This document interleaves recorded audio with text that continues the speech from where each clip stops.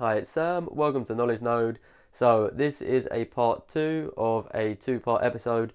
So the previous episode was on the why when it comes to planning. I was explaining some reasons why we want to plan in the way that I'm going to describe in this episode. So this episode is going to address how we can plan.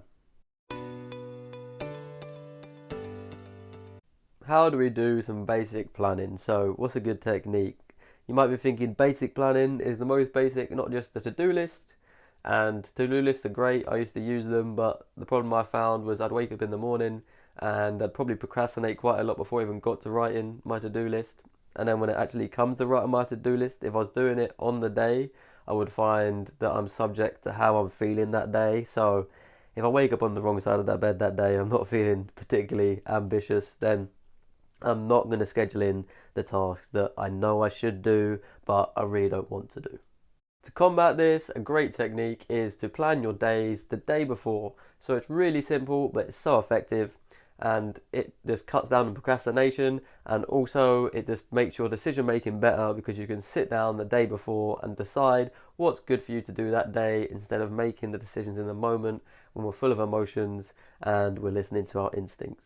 To get started, you're going to need some goals, and then to figure out some small tasks that you can do on a daily basis that are going to bring you closer towards these goals. Once you've figured out some tasks that are going to take you towards your goals, then you can use this along with your working hours and any other commitments you might have to work out what your schedule for your day is going to be. So let me give you an example. So say you usually finish work and you have no plans, so you don't really know what to do with your time, and you usually just end up doing something like watching Netflix and eating chocolate. It's not something that you decided the day before, oh, you know what, after work tomorrow, I'm going to watch Netflix and eat some chocolate. It's just something you kind of fell into because you didn't have a plan, you didn't know what to do. What you can do is look at your schedule. The time you usually be doing this, you can say, well, a task I've identified is that I want to lose weight. So in the time that I usually end up watching Netflix and eating chocolate, I'm going to go for a run. So that's the system, that's the way it works, and the aim is to block out your whole day so that there's not any points during the day where you don't know what you're doing. This doesn't mean that you can't relax and enjoy yourself, but if you are deciding to do that, that you've specified a certain amount of time at a specific point in the day to do that. That leaves less things up to chance and helps us make better decisions.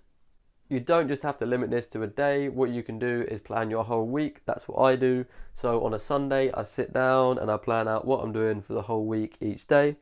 And I would say a benefit of this, rather than doing it one day at a time, is that if you can see your whole week from a bird's eye view, you tend to miss out less of the minor tasks that usually get overlooked when you're just thinking about what you want to get done each day. That's it for part two. I hope you enjoyed it. If you found this interesting, please do try and apply it to your own life. It does help. It helped me out. I mean, the amount of time I used to spend on Instagram and playing Xbox and just doing nothing compared to how much time I spend doing what I've decided are productive tasks for me to be doing now is ridiculous. So it does work if you just give it a try long enough for it to develop into a habit. So thanks for watching. If you found it useful, let me know. Like, comment, subscribe, all that good stuff. And I'll see you with another episode next week.